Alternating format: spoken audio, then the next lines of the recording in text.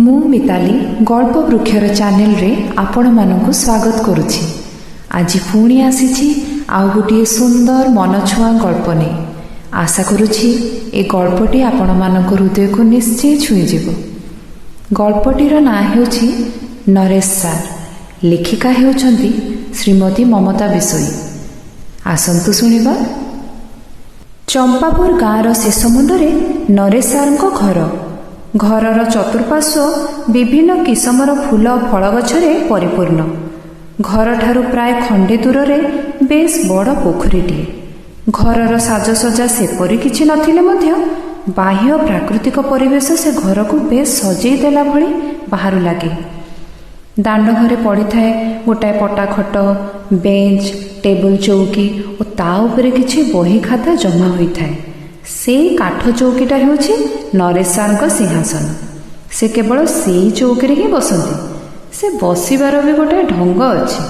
ଚୌକିଟାରେ ତେରଛା ଭାବରେ ଗୋଡ଼ଟାକୁ ଗୋଡ଼ ଉପରେ ପକାଇ ମୁଣ୍ଡଟାକୁ ଟିକେ ଡାହାଣ ଆଡ଼କୁ ଢଳେଇ ଦେଇ ସେ ବସିଥାନ୍ତି।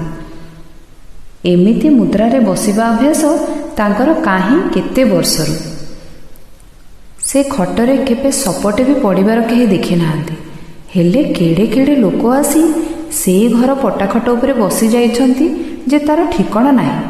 ଘରର ସଦସ୍ୟ ସଂଖ୍ୟା ଅଧିକ ନହେଲେ ମଧ୍ୟ ସଦା ସର୍ବଦା ଗହଳ ଚହଳ। ଶିକ୍ଷକତା ବୃତ୍ତିରେ ରହି ଶିକ୍ଷାଦାନ ସହିତ ଛାତ୍ରବତ୍ସଳ ଥିବାରୁ ଛାତ୍ରଛାତ୍ରୀମାନେ ତାଙ୍କ ପାଖ ଛାଡ଼ନ୍ତିନି। ଜଣେ ଗଣିତ ଶିକ୍ଷକ ଭାବେ ଶ୍ରେଣୀଗୃହ ଶିକ୍ଷା ବାଦ ସେ ନିଜ ଘରେ ନିଃଶୁଳ୍କ ଶିକ୍ଷାଦାନ କରୁଥିବାରୁ ତାଙ୍କ ପାଖକୁ ପଢ଼ିବାକୁ ବହୁ ସଂଖ୍ୟାରେ ଛାତ୍ରଛାତ୍ରୀ ଆସନ୍ତି। ଏଥିପାଇଁ ତାଙ୍କର ସୁନାମ ବି କାହିଁରେ କ'ଣ। ଦିନ 10ଟା ବେଳକୁ ସ୍କୁଲରେ ପହଞ୍ଚିବା ଥୟ। ଏଥିରେ କେହି କେବେ ତାଙ୍କର ବ୍ୟତିକ୍ରମ ଦେଖି ନାହାନ୍ତି। ବେଶ ଗହଳ ଚହଳ ଭିତରେ ତାଙ୍କ ଜୀବନଟା ସୁଖରେ ଅତିବାହିତ ହୋଇଯାଏ। ଶିକ୍ଷାଦାନ ଜୀବନ ପରେ ଆଉ ଗୋଟିଏ ଜୀବନ ନେଇ ସେ ବଞ୍ଚନ୍ତି। ସେଇଟା ହେଲା ଜ୍ୟୋତିଷ ବିଦ୍ୟା। ଖୁବ୍ ଭଲ ଗଣନା ତାଙ୍କର। ଥରେ ଯେ ତାଙ୍କ ପାଖକୁ ଯାଇ ଜାତକ ଗଣନା କରି ଫେରିଛି, ସେ ତା ଭବିଷ୍ୟତକୁ ହାତ ପାଆନ୍ତରେ ପାଇଲା ଜାଣ। ତାଙ୍କ ଜାତକ ଗଣନା ଅକ୍ଷରେ ଅକ୍ଷରେ ସତ୍ୟ ହେବା ପରେ ତାଙ୍କ ପାଖକୁ ଆସିଥିବା ବ୍ୟକ୍ତି ଜୀବନରେ ଆଉ କେଉଁ ଜ୍ୟୋତିଷ ପାଖକୁ ଯିବାକୁ କେବେ ଦିନେ ଚିନ୍ତା ମଧ୍ୟ କରିବନି। କି ଗଣନା ତାଙ୍କର! ସତେ ଅବା ଭଗବାନ! ଆଉ ଜନ୍ମ କର୍ମ ସବୁ ସେ ଲେଖି ପଠାଇଛନ୍ତି। ନହେଲେ ବା ଅବିକଳ କେମିତି ସବୁ ସତ କଥା କହିପାରୁଥାନ୍ତେ। ଖୁବ୍ କମ୍ କଥା କହନ୍ତି। ସର୍ବଦା ଭାବୁକ ରାଜ୍ୟରେ ନିମଗ୍ନ।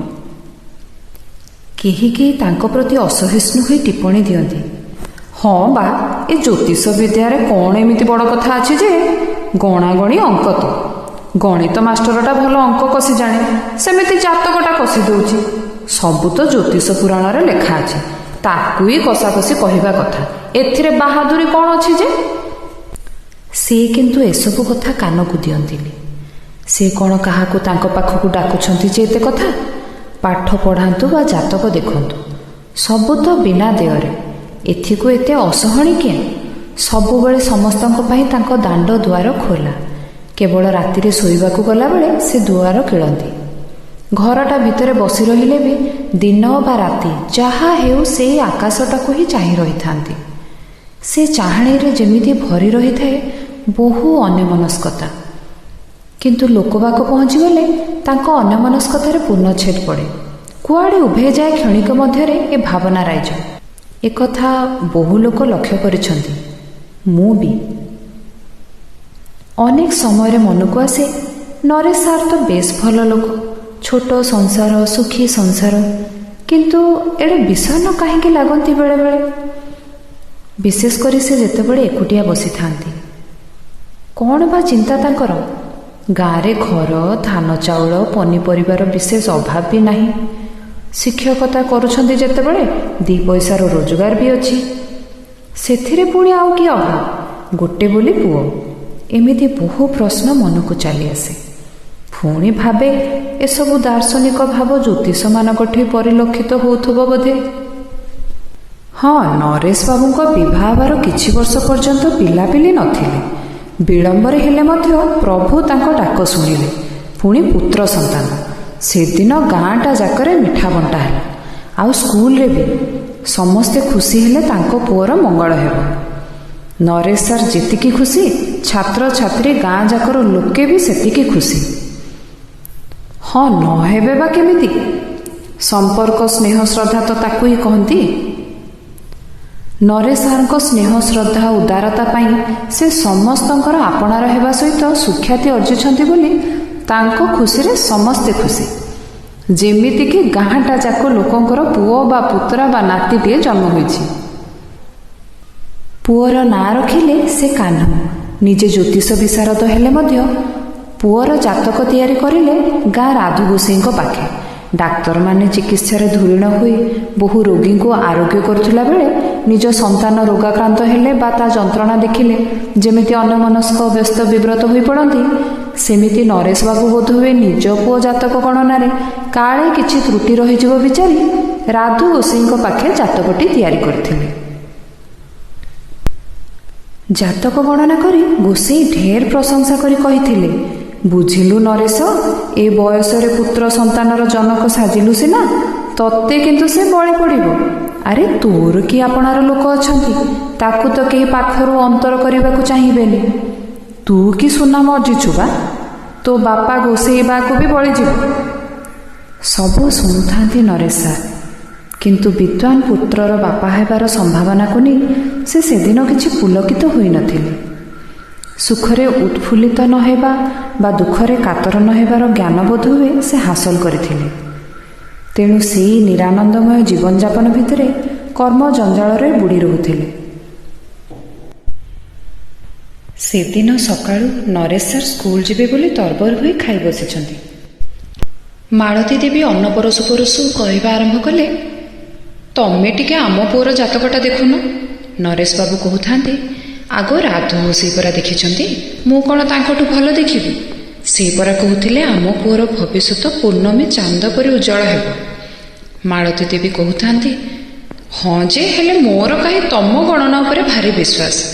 ଆଉ କାହା ଗଣନାରେ ମୁଁ ସନ୍ତୁଷ୍ଟ ନୁହେଁ। ସେ ଉଜ୍ଜଳ ଫୁଜ୍ଜଳରୁ ମୁଁ କିଛି ବୁଝେନି।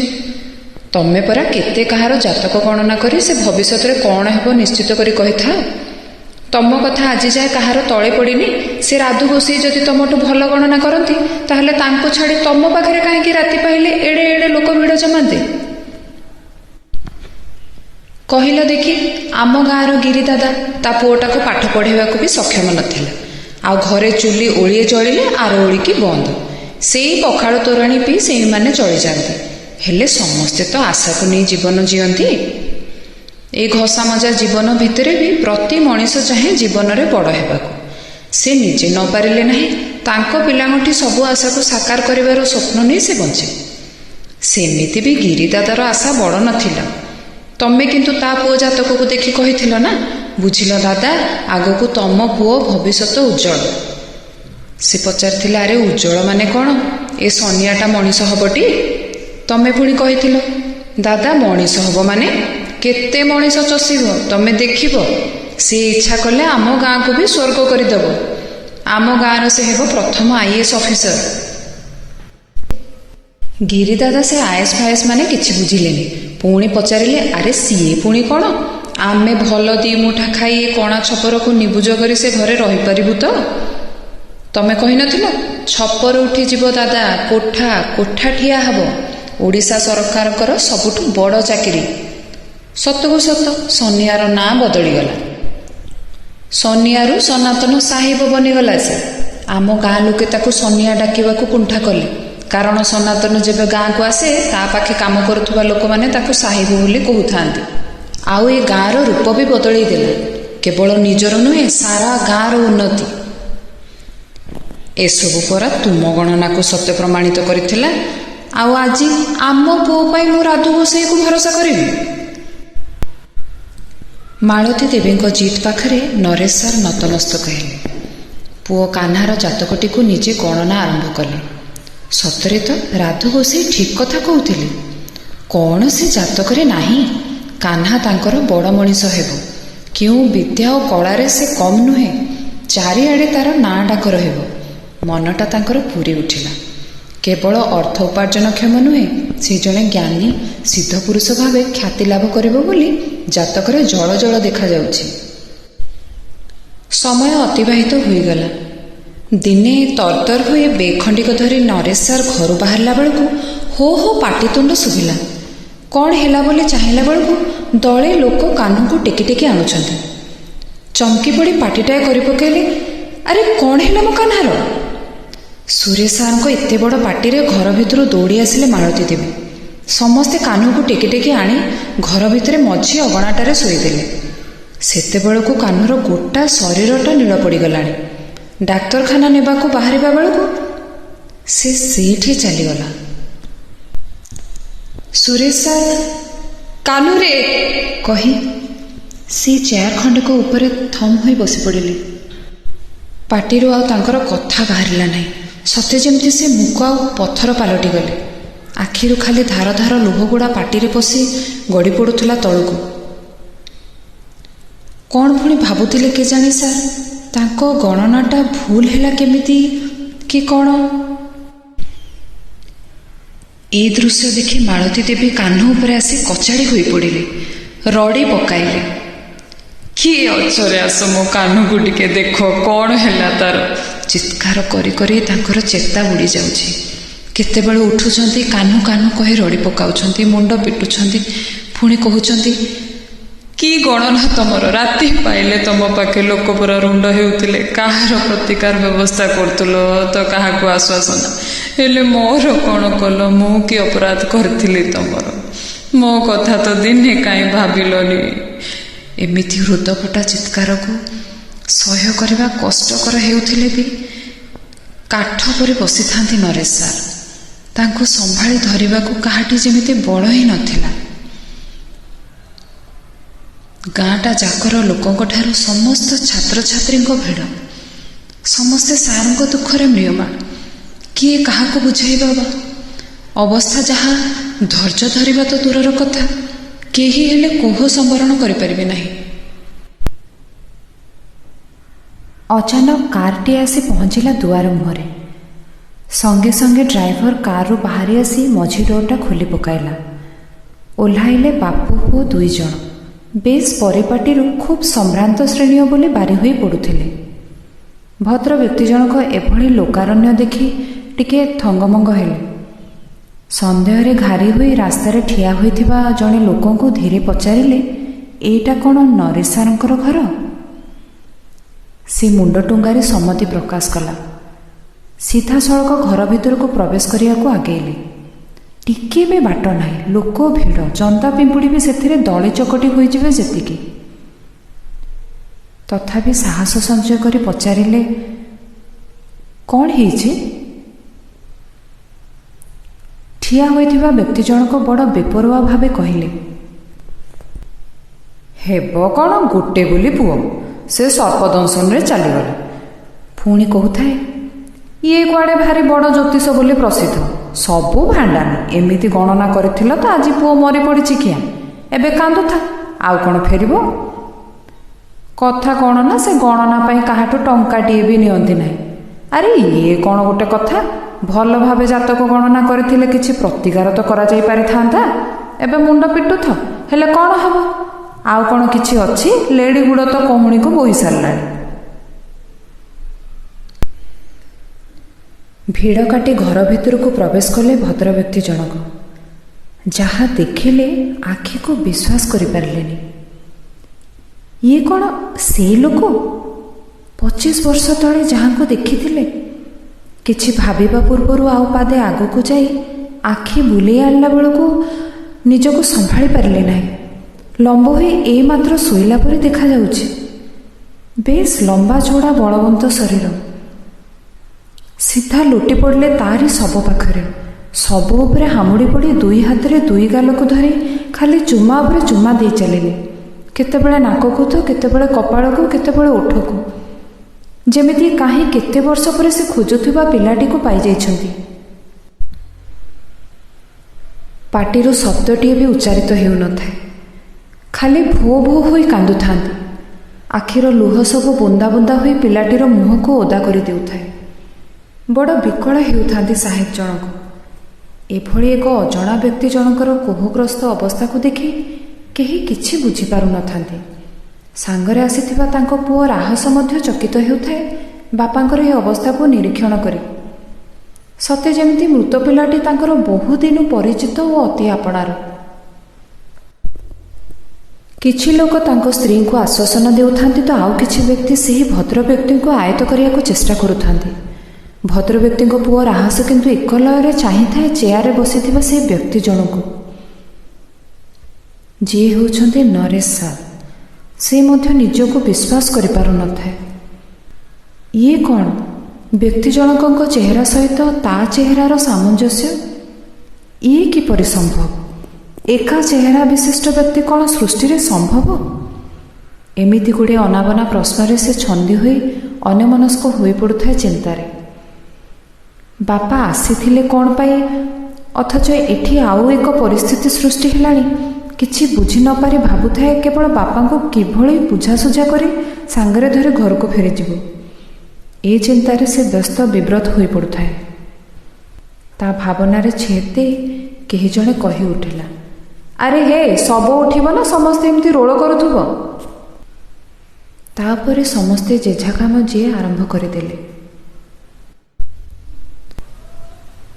ରାହାସର ବୟସର ପିଲା ଏବେ ବି ମୌଜ ମଜଲିସରେ ମାତି ରହୁଛନ୍ତି, କିନ୍ତୁ ସେ ବଡ଼ ଦାୟିତ୍ୱବାନ ହୋଇପଡ଼ିଛି ଏ ବୟସରେ। କାରଣ ପିଲାବେଳୁ ସେ ମାଆକୁ ହରାଇଛି। ମା ଛେଉଣ୍ଡ ପିଲାଟିର ବାପା ଯେତେ ଦାୟିତ୍ୱ ନେଲେ ମଧ୍ୟ ମାଆର ସ୍ନେହ ଶ୍ରଦ୍ଧା କ'ଣ ସେ ବାପାଠୁ କେବେ ପାଇପାରେ? ତେବେ ମା ବିନା ପିଲାଟି କିନ୍ତୁ ପରିସ୍ଥିତିରେ ପଡ଼ି ନିଜ କାମ ସବୁ ନିଜ ହାତରେ ଉଠାଇ ନେବାରେ ସମର୍ଥ ହୁଏ। କେବଳ ନିଜର କାହିଁକି, ଆବଶ୍ୟକ ପଡ଼ିଲେ ବାପାଙ୍କୁ ମଧ୍ୟ ସାହାଯ୍ୟ କରିଥାଏ। ସେହିଭଳି ଥିଲା ରାହାସ। ସେଦିନ ଏସବୁ ଘଟଣା ପରେ ବେଶ୍ ଧୈର୍ଯ୍ୟର ସହିତ ଅନ୍ୟମାନଙ୍କ ସହାୟତାରେ ଶୋକାପ୍ଳୁତ ବାପାଙ୍କୁ ବହୁ କଷ୍ଟରେ ଆଣି ଗାଡ଼ି ଭିତରେ ବସାଇଲା ଏବଂ ନିଜେ ମଧ୍ୟ ଗାଡ଼ିରେ ବସିଲା। ବାଟଯାକ ବାପାଙ୍କୁ ବଡ଼ ସନ୍ତର୍ପଣରେ ଆଉଁସା ଆଉଁସି କରି ଘରକୁ ଫେରିଲା। ମାତ୍ର ବାପା ସେହିଭଳି ଅନ୍ୟମନସ୍କ ରହିବାର ସେ ଲକ୍ଷ୍ୟ କରୁଥିଲା। ପୁଣି ଭାବୁଥିଲା ତାଙ୍କ ଘରେ ପହଞ୍ଚିବା ପରେ ବାପା କାହିଁକି ଏମିତି ହେଲେ? ସେ ପିଲା ସହିତ ତାଙ୍କର କ'ଣ ସମ୍ପର୍କ ଥାଇପାରେ? କାହିଁ କେବେ ତ ବାପା ତାକୁ ଏ ବିଷୟରେ କିଛି ବି କହିନାହାନ୍ତି। ତାକୁ ଯେତେବେଳେ ମାତ୍ର 8 ବର୍ଷ ବୟସ ହୋଇଥିଲା ସେ ତା ମାଆକୁ ହରାଇଥିଲା। ମା ଚାଲିଯିବା ସମୟ କଥା ବାଲ୍ୟ ସ୍ମୃତିର କ୍ଷୟ ଭାବେ ଏବେ ବି ତା ମାନସପଟରେ ସାଇତା ହୋଇ ରହିଥିଲା। ବାପା ସେତେବେଳେ କିଛି ମାତ୍ରାରେ ଭାଙ୍ଗି ପଡ଼ିଥିଲେ, ହେଲେ ତାପରେ ପୁଅକୁ ନେଇ ଏକ ଭଙ୍ଗା ସଂସାରକୁ ଯୋଡ଼ିବାର ଅହରହ ଉଦ୍ୟମ କରିଚାଲିଥିଲେ। କିନ୍ତୁ ସେଠାରେ ବାପା ଏଭଳି ଭାବେ ଭାଙ୍ଗି ପଡ଼ିଥିଲେ ଯେ ତାଙ୍କୁ ପ୍ରବୋଧନା ଦେବାର ସାହସ ବା ଆତ୍ମପ୍ରତ୍ୟୟ ତାଠି ଆସୁନଥିଲା। ଖାଲି ଦୁଃଖ ନୁହେଁ, ମାନସିକ ଭାବେ ସେ ଘୋର ଆଘାତ ପାଇଲା ଭଳି ରାହାସ ଅନୁଭବ କରୁଥିଲା। ଘରେ ପହଞ୍ଚିବା ବେଳକୁ ଅନେକ ରାତି ହୋଇଯାଇଥିଲା। ବାପାଙ୍କୁ ଖାଇବାକୁ ଆଣିଦେବା ପରେ ସେ ଖାଇବାକୁ ସମ୍ପୂର୍ଣ୍ଣ ଅରାଜି ହେଲେ। ବୋହୂ ବାଧ୍ୟ କରି କ୍ଷୀର ଟିକେ ପିଇବାକୁ ଦେଲା, ହେଲେ ସେହି କ୍ଷୀର ଗ୍ଲାସ ଧରିବେ କ'ଣ, ବାପା ତାକୁ କୁଣ୍ଢେଇ ବହେ କାନ୍ଦିଲେ। ରାତି ବହୁ ବିଳମ୍ବ ହେବାରୁ ବାପାଙ୍କୁ ଟିକେ ବିଶ୍ରାମ କରିବା ପାଇଁ କହି ନିଜେ ଜଗୁଆଳି ସାଜି ଚେୟାରଟିଏ ପକାଇ ବାପାଙ୍କ ପାଖରେ ବସି ରହିଲା। ରାତି ଯାକ ବାପ ପୁଅଙ୍କ ଆଖିରେ ନିଦ ନଥାଏ। ରାହାସ କିନ୍ତୁ କିଛି ବୁଝିପାରୁନଥାଏ ବାପାଙ୍କର ଏଭଳି ଶୋକାତୁର ଅବସ୍ଥାର କାରଣ କ'ଣ। ସେଇଠି ସେମିତି ରାତି ଉଜାଗର ରହି ରାହାସର ଆଖି ଟିକେ ଲାଗିଯାଇଛି। ରାତି ପାହି ସକାଳ ହେଇଛି, ହେଲେ ବାପା ମୁଣ୍ଡକୁ ତଳକୁ କରି ଚିନ୍ତାଗ୍ରସ୍ତ ହୋଇ ବସିଥିବାର ଦେଖିଲା ରାହାସ। ବଡ଼ ବିକଳ ହୋଇ ପଚାରିଲା, ବାପା, କାଲିଠାରୁ ତମେ ଯେତିକି ଚିନ୍ତାଗ୍ରସ୍ତ ତାର କାରଣ ଖୋଜି ମୁଁ ପାଉନାହିଁ। ଗତକାଲିରୁ ଏଯାଏଁ ଘଟଣା ସବୁ ମୋତେ ବ୍ୟସ୍ତ ବିବ୍ରତ କରି ପକାଉଛି। ମୁଁ କିଛି ବୁଝିପାରୁନି ବାପା, କ'ଣ ହେଇଛି ତମର? ସେମାନେ କିଏ?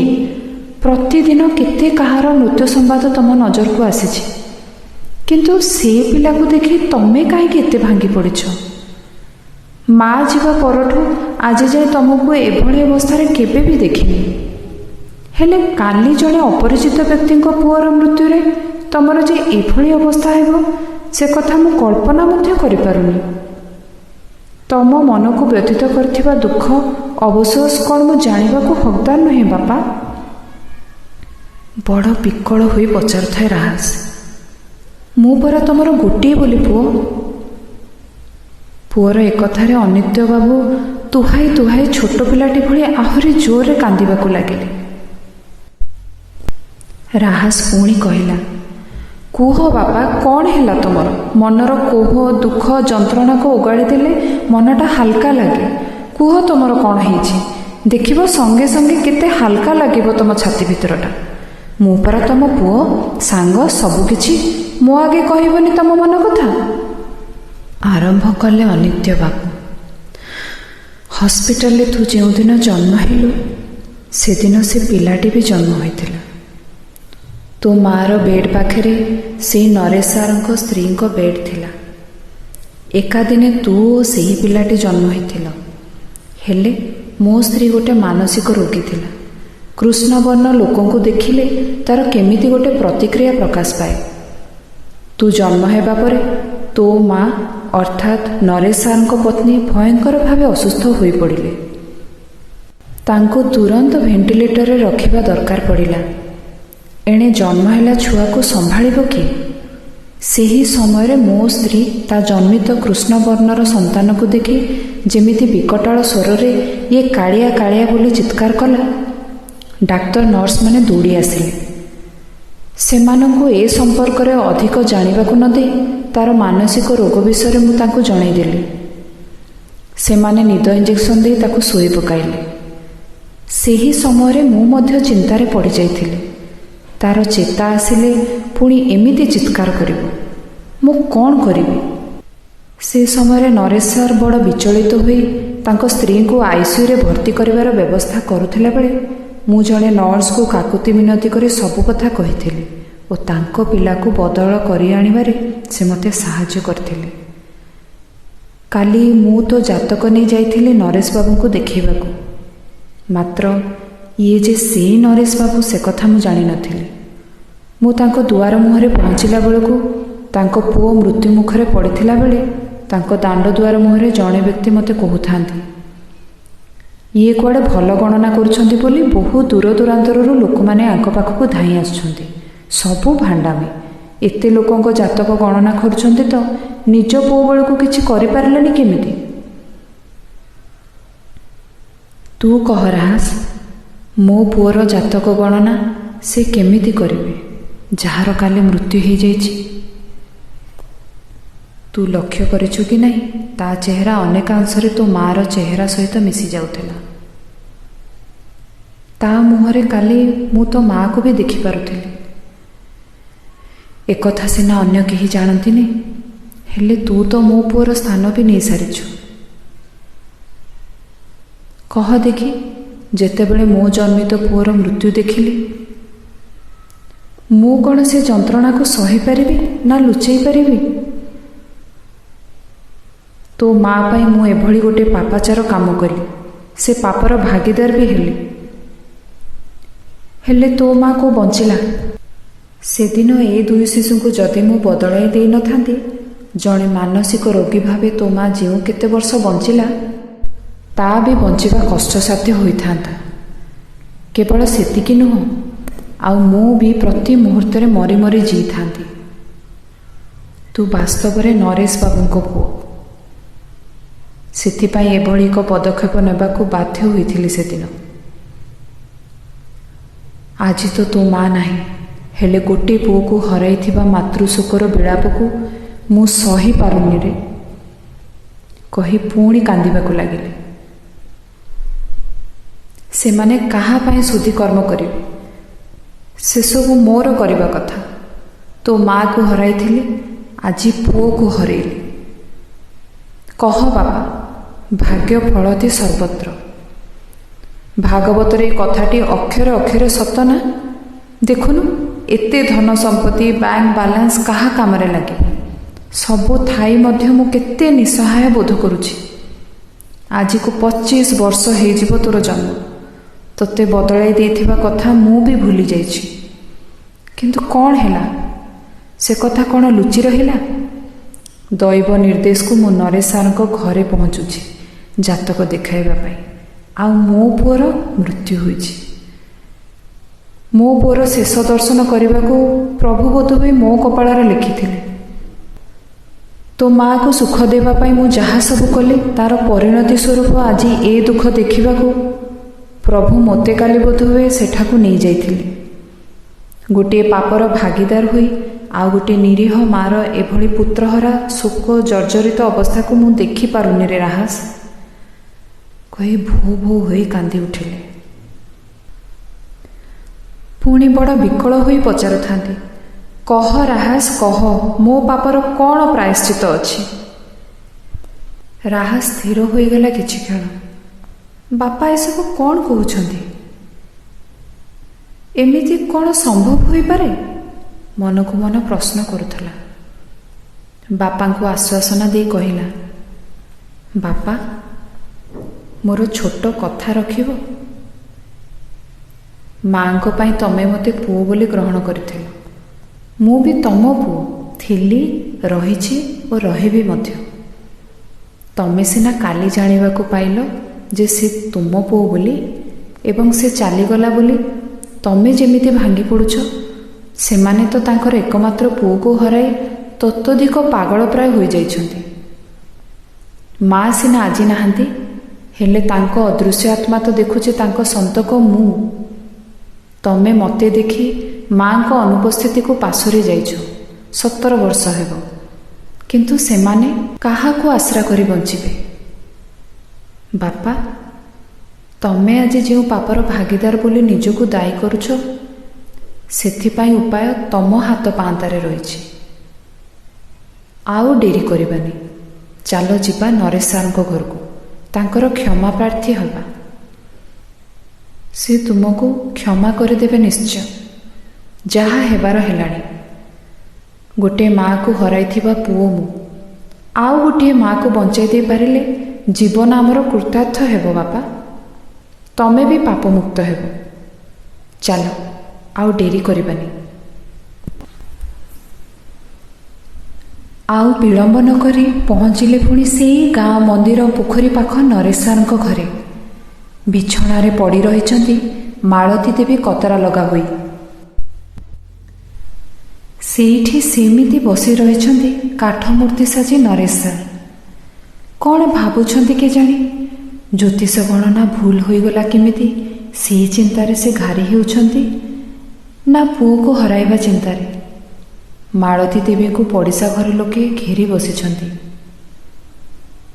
ନରେଶ ସାର୍ଙ୍କୁ ଗୋଡ଼ ପାଖେ ସିଧା ଯାଇ ବସି ପଡ଼ିଲେ ଅନିତ୍ୟ ବାବୁ। ପାଦ ଯୋଡ଼ାକ ଧରି ବାଷ୍ପରୁଦ୍ଧ କଣ୍ଠରେ କହୁଥିଲେ, ମୋତେ କ୍ଷମା କରନ୍ତୁ ନରେଶ ବାବୁ, ମୋତେ କ୍ଷମା କରନ୍ତୁ। ଅଚାନକ ଏସବୁ ଘଟଣାକୁ କିଛି ବୁଝିପାରୁନଥାନ୍ତି ନରେଶ ସାର୍। କଣ୍ଠରୁ ଶବ୍ଦ ସ୍ଫୁରୁ ନଥିବା ବେଳେ ବଡ଼ ଧୀର କଣ୍ଠରେ କହୁଥାନ୍ତି, ଆରେ ଇଏ କ'ଣ କରୁଛନ୍ତି ଆପଣ? ଅନିତ୍ୟ ବାବୁ କିନ୍ତୁ ତାଙ୍କ ପାଦ ଛାଡ଼ିବାକୁ ପ୍ରସ୍ତୁତ ନଥାନ୍ତି।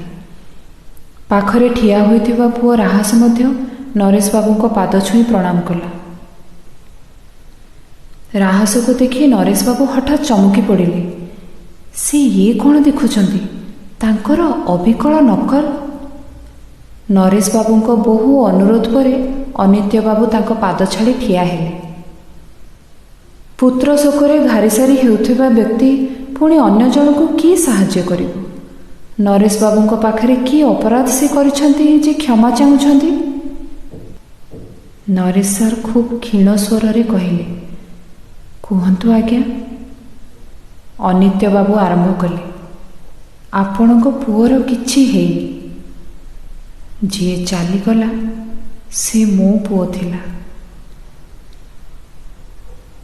ଏଇ ନିଅନ୍ତୁ ଆପଣଙ୍କ ପୁଅ, କହି ପାଖରେ ଠିଆ ହୋଇଥିବା ରାହାସକୁ ଥର ଥର କଣ୍ଠରେ ନିଜର 2 ଥରିଲା ହାତରେ ଧରି ସମର୍ପି ଦେଲେ ନରେଶ ବାବୁଙ୍କ ଉଦ୍ଦେଶ୍ୟରେ। ଏସବୁ କଥା ନରେଶ ବାବୁଙ୍କୁ କାହାଣୀ ଭଳି ଲାଗୁଥିଲା। ପଥରରୁ ଜୀବନ ଦାନ ପାଇଲା ଭଳି ମେଦିନୀ କମ୍ପାଇ ସେ ଚିତ୍କାର କରି ଉଠି ପଡ଼ିଲେ, ଆମ ପୁଅ? ଯେମିତି ପୂର୍ବଦିନ ପାଟି କରିଥିଲେ, ସେ ଗମ୍ଭୀର ନିନାଦରେ ମାଳତୀ ଦେବୀ ଗର୍ଜି ଉଠିଲେ, କାଇଁ ମୋ କାହ୍ନା? ଅନିତ୍ୟ ବାବୁ କୋହଭରା କଣ୍ଠରେ ଆରମ୍ଭ କରୁଥିଲେ ସେଇ 25 ବର୍ଷ ତଳର ପୁରୁଣା କଥା। ଆଜିର ଏ ଗଳ୍ପଟି ଆପଣମାନଙ୍କୁ କିପରି ଲାଗିଲା ନିଶ୍ଚୟ କମେଣ୍ଟ ସେକ୍ସନରେ ଲେଖି ଜଣାଇବେ। ଯଦି ଆପଣମାନଙ୍କ ପାଖରେ ସେମିତି କିଛି ଗଳ୍ପ ଥାଏ ଯାହା ଆପଣ ଶୁଣିବାକୁ ଚାହାନ୍ତି, ଲେଖକ ବା ଲେଖିକାଙ୍କର ନାମ ସହିତ ନିଜର ନାମ ଉଲ୍ଲେଖ କରି ମୋର ଡେସ୍କ୍ରିପସନ୍ ବକ୍ସରେ ଥିବା ଇମେଲ୍ ଆଇଡ଼ିରେ ପଠାନ୍ତୁ। ଆହୁରି ଅନେକ ଓଡ଼ିଆ ଗଳ୍ପ ଶୁଣିବା ପାଇଁ ଚ୍ୟାନେଲଟିକୁ ସବସ୍କ୍ରାଇବ୍ କରନ୍ତୁ। ଆଉ ଲୋକମାନଙ୍କ ମଧ୍ୟରେ ଆଦୃତ କରିବା ପାଇଁ ଭିଡ଼ିଓଟିକୁ ସେୟାର କରନ୍ତୁ। ଓଡ଼ିଆ ଭାଷାରେ ଲେଖାଯାଇଥିବା ସୁନ୍ଦର ଗଳ୍ପଗୁଡ଼ିକର ପ୍ରଚାର ପ୍ରସାର ନିମନ୍ତେ ଏହା ଏକ ପ୍ରଚେଷ୍ଟା ମାତ୍ର। ପୁଣି ଆସିବି ଆଉ ଗୋଟିଏ ସୁନ୍ଦର ଗଳ୍ପ ନେଇ। ଧନ୍ୟବାଦ।